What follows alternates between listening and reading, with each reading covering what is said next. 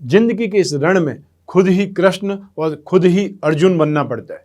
रोज अपना ही सारथी बनकर के जीवन की महाभारत को लड़ना पड़ता है। नमस्कार, मैं हूं कमल श्रीमाली। आप सभी का बहुत बहुत स्वागत आपके अपने चैनल में और सूर्य के मेष राशि में प्रवेश के इस विशेष एपिसोड में। यह एपिसोड आपकी राशि अर्थात मून साइन पर आधारित है और सिर्फ सूर्य के राशि परिवर्तन से होने वाले प्रभाव के बारे में ही है। दूसरे कोई भी ग्रहों के इसमें कॉम्बिनेशन नहीं इन्वॉल्व है। श्रीमद् भागवत गीता में सूर्य को सूर्य नारायण के नाम से संबोधित किया गया है और वेदों में सूर्य को ही संपूर्ण जीव जगत की आत्मा माना गया है। ज्योतिष में सूर्य को नवग्रहों का राजा और जगत का पिता कहा गया है। सूर्य के बिना पृथ्वी पर मानव जीवन का अस्तित्व संभव ही नहीं है। सूर्य की शक्ति से ही समस्त ग्रह चलायमान है और यदि किसी व्यक्ति की कुंडली में सूर्य की स्थिति शुभ और अच्छी है तो वह व्यक्ति जीवन में हर कार्य में सफलता एक्सेप्ट करेगा, सफलता पाएगा, क्योंकि वैदिक ज्योतिष में सूर्य को ही आत्मा, पूर्वज, पिता, सफलता, सरकारी सेवा प्रदान करने वाला, राजशाही, गौरव दिलवाने वाला और विभिन्न स्थानों पर उच्च पद प्राप्ति का कारक माना गया है। ऐसा व्यक्ति वैभवशाली जीवन व्यतीत करता है।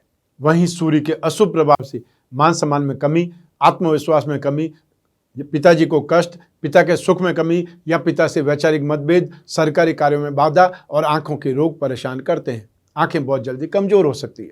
मेष संक्रांति, सूर्य के मेष राशि में प्रवेश को ही मेष की संक्रांति माना जाता है और इस वर्ष मेष संक्रांति 14 अप्रैल को है। यह पर्व उत्तर भारत में लोग बेहद ही हर्ष के साथ में मनाते हैं। मेष संक्रांति को अलग अलग राज्यों में अलग अलग नाम से जाना जाता है। जैसे इस मेष संक्रांति को पंजाब में वैशाख, तमिलनाडु में ऐसे पुथंदू नाम से, बिहार में सतुवानी, पश्चिम बंगाल में पोडला वैशाख और ओडिशा में पन्ना संक्रांति कहा जाता है। शास्त्रों के अनुसार इस दिन से खर मास का समापन हो जाता है, समाप्ति हो जाती है और इस दिन से ही शुभ कार्यों जैसे शादी, विवाह, गृह प्रवेश, घर खरीदने के लिए शुभ मुहूर्त शुरुआत हो जाती है। अब मेष संक्रांति का शुभ मुहूर्त क्या है? तो मेष संक्रांति गुरुवार को 14 अप्रैल को सुबह 6:16 से दोपहर 1:11 तक ये आपको पुण्य काल मिलेगा और इसी दिन महापुण्य काल जिसे कहा जाता है सुबह 6:48 से सुबह 11:03 तक रहेगा। हिंदू धर्म में मेष संक्रांति का महत्व अत्यधिक होता है। इस दिन सूर्य पूजा का विशेष महत्व माना गया है और इस दिन सूर्योदय के समय सूर्य को अर्घ्य देने से भगवान सूर्यनारायण की कृपा व्यक्ति पर बनी रहती है, ऐसा माना जाता है। साथ ही सूर्य की आराधना करने से सूर्य ग्रह से संबंधित दोषों का निवारण भी होता है, भगवान की कृपा प्राप्त होती है। सूर्य की आराधना से यश, कीर्ति और वैभव की प्राप्ति होती है। अब इस संक्रांति के दिन आपको क्या दान करना चाहिए? जैसे सूर्य से संबंधित वस्तुएं, आपको तांबे का बर्तन या पीले या लाल वस्त्र, गेहूं, गुड़, माणिक्य, लाल चंदन, इन सभी का दान करना शुभ रहता है। अपनी श्रद्धा के अनुसार इन चीज़ों में से कोई भी वस्तु का दान कर सकते हैं। सूर्य के निमित्त व्रत कर सकते हैं, एक समय फलाहार कर सकते हैं और मेष संक्रांति पर जरूरतमंद लोगों को तांबे के बर्तन और गुड़ का दान करना बहुत ज़्यादा शुभ फलदायक रहता है। आइए अब बात करते हैं इस गोचर में सूर्य से बनने वाले योगों की। जो गोचर कुंडली में बनने वाले हर योग का या जन्म कुंडली में बनने वाले हर योग का कोई न कोई प्रभाव हमारे जीवन पर जरूर पड़ता है। ग्रहों की चाल ही लोगों को बुरा करने की ओर और अच्छा करने की ओर प्रेरित करती है। सूर्य के मेष राशि में प्रवेश करने के साथ ही बुध और राहु के साथ में युति हो जाएगी। इस युति का क्या परिणाम मिलेगा पहले तो यही जान लेते हैं। सूर्य और बुध की युति, जब जन्म कुंडली में एक साथ में सूर्य बुध हो तो बुधादित्य योग का निर्माण होता है। बुध बुद्धि का स्वामी है तो सूर्य प्रतिष्ठा और तेजस्विता का। जब सूर्य बुध एक साथ हो जाते हैं तब इन दोनों ग्रहों की शक्ति कई गुना बढ़ जाती है।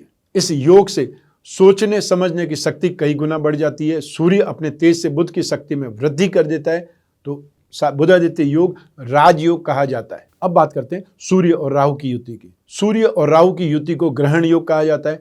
ग्रहण योग जिस भाव में लगता है, जिस भाव में पड़ता है, उस भाव से संबंधित सुखों में यह अशुभ प्रभाव डालता है। एग्जाम्पल के तौर पर सेकंड हाउस या एकादश भाव लाभ स्थान का कहा जाता है, लाभ का भाव कहा जाता है। इस भाव में ग्रहण योग होने से लाभ की स्थिति पर विपरीत प्रभाव पड़ता है। लाख प्रयास करने पर यश नहीं मिलता। अपनी संपत्ति अथवा अपने अधिकारों के लिए हमेशा लड़ना ही पड़ता है। दूसरों के लिए प्रयास करने पर भी उन्हें लाभ हो जाता है, लेकिन खुद के लिए मामले हमेशा खटाई में ही पड़ जाते हैं। यही अग्नि तत्व के स्वामी सूर्यदेव 14 अप्रैल 2022 की प्रातः 8:40 पर अश्विनी नक्षत्र के अंदर विचरण करते हुए अश्विनी नक्षत्र के भी पहले चरण में प्रवेश करके अग्नि तत्व की राशि मेष में आ जाएंगे। अश्विनी नक्षत्र के स्वामी है केतु और मेष राशि के स्वामी है मंगल। सूर्य के इस गोचर का प्रभाव सभी 12 राशियों पर होगा, हालांकि मेष राशि में सूर्य के गोचर का प्रभाव ज़्यादा देखने को मिलेगा। तो आइए अब इस राशिफल के माध्यम से डालते हैं उन प्रभावों पर नजर कि आपकी राशि को क्या मिलने वाला है। और आरंभ कर रहा हूं मेष राशि से। आपकी राशि में ही गोचरवश सूर्यदेव पधार रहे हैं और यह सूर्यदेव की उच्च की स्थिति है, अतः मेष राशि में सूर्यदेव उच्च राशि के माने जाते हैं। आपके आत्मविश्वास को बढ़ाने वाला यह समय है। साथ ही आपकी कार्य क्षमता, कार्यकुशलता, आपकी हुनर, काबिलियत अच्छी होने लगेगी, परफॉर्मेंस अच्छी होने लगेगी और यह भी संभव है कि आप में ईगो, अहंकार की भावना आ जाए। लेकिन ये ध्यान रखिएगा कि पैसों का नुकसान हो सकता है, मान सम्मान में कमी आ सकती है। स्वास्थ्य में भी कुछ न कुछ ब्लड प्रेशर या हार्ट प्रॉब्लम या थकावट या पेट के रोग, आंखों के रोग परेशान कर सकते हैं। और अधिकतर समय बिना किसी कारण के आप घूम सकते हैं। ऐसे समय में अपने परिवार से बहुत बार अलग भी होना पड़ सकता है। हो सकता है कामकाज के सिलसिले में, संबंधियों से, मित्रों से, सज्जनों से विवाद होने से भी मानसिक संताप, मानसिक दुख या स्ट्रेस बना रह सकता है। आइए अब बात करें वृषभ राशि की। आपकी राशि से द्वादश भाव में सूर्यदेव का गोचरवश प्रवेश होगा। जो लोग विदेश जाने को लालायित हैं उन्हें विदेश जाने के मौके मिल सकते हैं, लेकिन काम और पद में समस्याएं आ सकती है। नौकरी पर बात बन सकती है, नौकरी पर जो तलवार लटक सकती है, ये भी ध्यान रखिएगा। इस समय काल में इस गोचर में खर्चे बहुत होंगे, बहुत प्रकार की कठिनाइयां, मुसीबतें झेलनी पड़ सकती है। आप तेज बुखार या इन्फेक्शन जैसी परेशानियां आपके सामने आ सकती है और पेट में गड़बड़ अधिक रहेगी। और इसी गोचर में पिता के स्वास्थ्य को लेकर के भी आप चिंतित रहना पड़ेगा। सरकारी विभागों की ओर से विरोध होगा, आंखों में कष्ट की संभावनाएं बनेगी। फ्रेंड्स का व्यवहार भी शत्रुतापूर्ण हो सकता है, अपमानित होने की स्थिति बन सकती है। अब बात करते हैं मिथुन राशि की। आपकी राशि से लाभ भाव में गोचरवश सूर्यदेव के प्रवेश होने से आपकी कैपिटल में वृद्धि होने के योग बनेंगे। कामकाज में भी आपका परफॉर्मेंस अब सराहनीय होगा, परफॉर्मेंस सुधरेगा। हर प्रकार का लाभ, आर्थिक उन्नति, फाइनेंशियल गेन, शानदार खाना पीना, नई पोस्ट या नई नौकरी, साथ में बड़े लोगों की आपको सहयोग, कृपा प्राप्त हो सकती है। स्वास्थ्य अच्छा रहेगा और मांगलिक कार्य, पूजा पाठ, अभिषेक आदि आपके द्वारा होंगे। आध्यात्मिकता और सात्विकता में वृद्धि होगी। सरकारी लोगों से सहायता प्राप्त होने लगेगी और प्रमोशन का भी यह समय है। वहीं आपको पिताजी से भी सपोर्ट मिल सकता है, लाभ मिल सकता है। अब बात करते हैं कर्क राशि की। आपकी राशि से दसम भाव में गोचरवश सूर्यदेव का प्रवेश होगा। इससे रुपया, पैसा, हेल्थ, दोस्त, इन सभी का सुख प्राप्त होगा।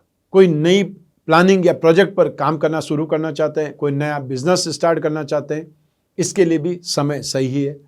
और जो लोग नौकरी में चेंज करना चाहते हैं, नौकरी में कुछ न कुछ स्विच करना चाहते हैं, उनके लिए भी अब सही अवसर प्राप्त हो सकते हैं, संभावनाएं बन सकती है। सरकारी अधिकारी या प्रतिष्ठित लोगों के साथ में दोस्ती बन सकती है, दोस्ती बढ़ सकती है, सर्कल बन सकता है, सज्जनों के द्वारा लाभ हो सकता है और हर कार्य में सफलता मिल सकती है और प्रमोशन या अच्छी पोस्ट मिलने का अवसर भी प्राप्त हो सकता है। सम्मान, गौरव और रुतबा बढ़ेगा। आइए अब बारी है सिंह राशि की।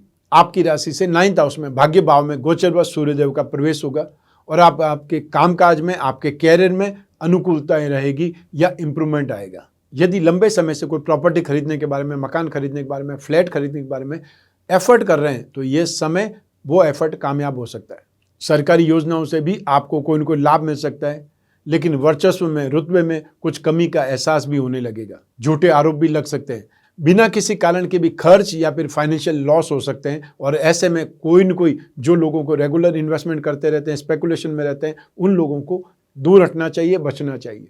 ऐसे ही समय में व्यावसायिक आय में, लाभ में कमी, रोग और अशांति उत्पन्न होती है और घर में किसी धार्मिक या मांगलिक कार्य का आयोजन भी संभव है।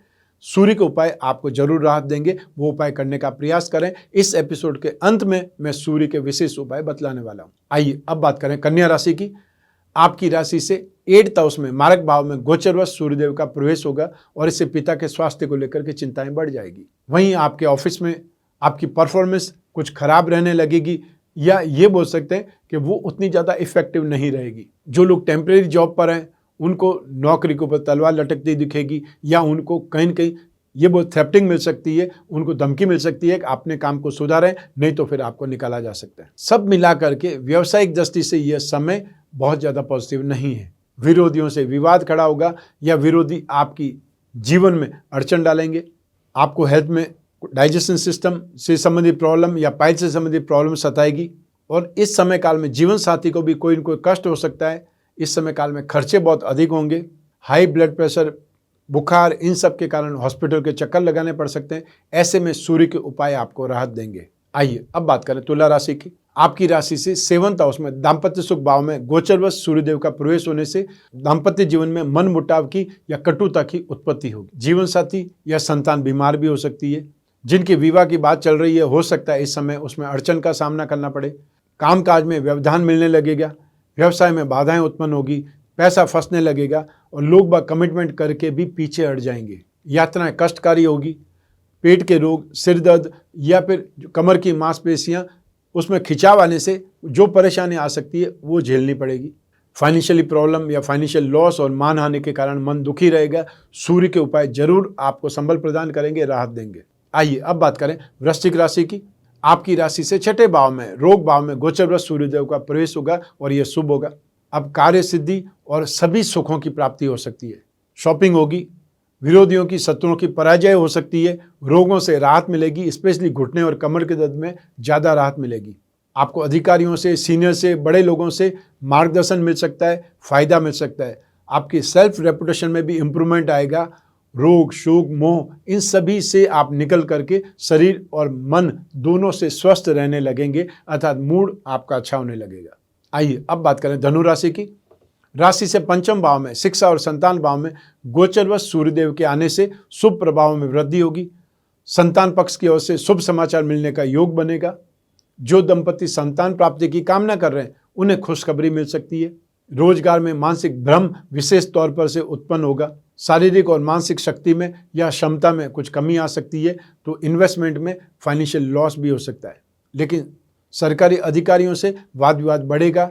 यात्राओं में असुविधा हो सकती है और अपने आप को कुछ कमजोर या असहाय सा अनुभव करने लग सकते हैं। आइए अब बात करें मकर राशि की। आपकी राशि से सुख भाव में 4th हाउस में गोचरवश सूर्यदेव का प्रवेश होगा। इससे जीवन में सुख समृद्धि में वृद्धि होने के आसार बनेंगे। कोई नई प्लानिंग पर, कोई नए वेंचर पर कार्य करने का विचार बना सकते हैं। मानसिक और शारीरिक समस्याएं भी आ सकती है और बहुत बार घरेलू झगड़ों के कारण सुखों में कमी आ जाती है। वहीं जमीन जायदाद संबंधी बहुत सी समस्याएं भी उत्पन्न हो सकती है। इस गोचर में अच्छी सुख सुविधाएं नहीं मिल पाती है और यात्राओं में भी प्राय असुविधाएं ज़्यादा मिलती है। और या ये बोल सकते हैं परिवार के लोग ही विरोधी हो जाते हैं या फिर विरोधी शत्रु बहुत परेशान करते हैं। वैवाहिक सुख में अड़चनें आती है। मानहानि की संभावनाएं तक बनी रह सकती है या बन सकती है। आइए अब बात करें कुंभ राशि की। आपकी राशि से 3rd हाउस में पराक्रम भाव में सूर्यदेव का गोचरवश प्रवेश होगा। अब रोगों से राहत, अमन, सुख, चैन जैसे शुभ फल मिलने लगेंगे और इस समय आप अपने आप को एनर्जेटिक या कॉन्फिडेंस के साथ में भरपूर पाएंगे। उच्च अधिकारियों के साथ में, सज्जनों के साथ में, फ्रेंड्स के साथ में मिल मुलाकात ज़्यादा होने लगेगी और इसी समय काल में संतान और फ्रेंड से फाइनेंशियल गेन या संतान के साथ में सम्मान भी मिलेगा। भाई बहनों की तरक्की के आसार बनने लगेंगे।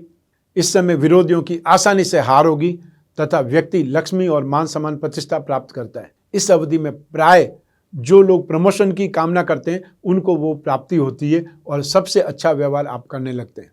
आइए अब बात करें मीन राशि की। आपकी राशि से 2nd हाउस में धन और संपत्ति भाव में सूर्यदेव का गोचरवश प्रवेश होगा। अब दुष्ट और बुरे कर्म करने वाले लोगों से मुलाकात हो सकती है या स्वयं का स्वभाव भी धूर्तता, धोखेबाजी की ओर अग्रसर हो सकता है। संगति गलत हो सकती है। धन भाव में सूर्यदेव के आने से धन प्राप्ति के योग तो बनने लगेंगे और जो पेरेंटल प्रॉपर्टी उसमें भी लाभ मिल सकता है, लेकिन सर दर्द रहने लगेगा। आंखों में इन्फेक्शन परेशान कर सकता है। व्यापार में और धन संपत्ति के सौदों में पैसा फंसने का डर लगा रहेगा। सगे संबंधियों से झगड़ा हो सकता है और लगभग पूरा महीना ही अशांति और क्लेश में व्यतीत हो सकता है। ऐसे में सूर्य के उपाय आपको राहत देंगे। आइए अब बात करें सूर्य के दोष निवारण के उपायों की। हर रविवार को प्रातः सूर्य की होरा में अर्थात सूर्योदय से 1 घंटे के अंदर अंदर गेहूं, गुड़, घी, तांबा, लाल कपड़ा, मसूर की दाल, सोना, गाय, बछड़े का दान कर सकते हैं। यही दान यदि सूर्य के नक्षत्रों में जैसे कृतिका, उत्तरा फाल्गुनी और उत्तराषाढ़ा में करना और ज़्यादा शुभ माना जाता है। इस उपाय के अंतर्गत सभी वस्तुओं का एक साथ भी दान किया जा सकता है और जो आपकी सामर्थ्य हो कोई भी एक सामान भी दान कर सकते हैं। सूर्य की कमजोरी से अपयश, हृदय रोग, हड्डियों की समस्या है तो रविवार को इन वस्तुओं का दान अवश्य करें। अब बात करते हैं सूर्य के और जो उपाय हो सकते हैं, जैसे स्नान के द्वारा सूर्य का दोष निवारण का उपाय कैसे किया जा सकता है। जब गोचर में सूर्य अनिष्टकारक हो तो व्यक्ति को स्नान करते समय जल में खसखस या लाल पुष्प या केसर डाल करके स्नान करना शुभ रहता है।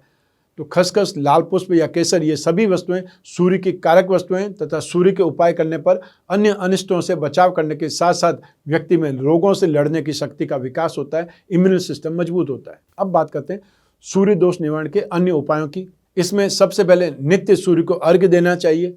भगवान विष्णु या भगवान श्री राम की पूजा उपासना करना शुभ है। सूर्य के प्रतिकूल प्रभावों से रक्षा के लिए 12 आदित्य कवच धारण कर सकते हैं और या फिर नवग्रह दोष निवारण कवच धारण कर सकते हैं। सूर्य ग्रह की शांति के लिए सूर्य के एकाक्षरी मंत्र ओम घृणी सूर्याय नमः इस मंत्र का जाप कर सकते हैं, या सूर्य के बीज मंत्र ओम राम रीम रोम सह सूर्याय नमः इस मंत्र का रोजाना जाप कर सकते हैं।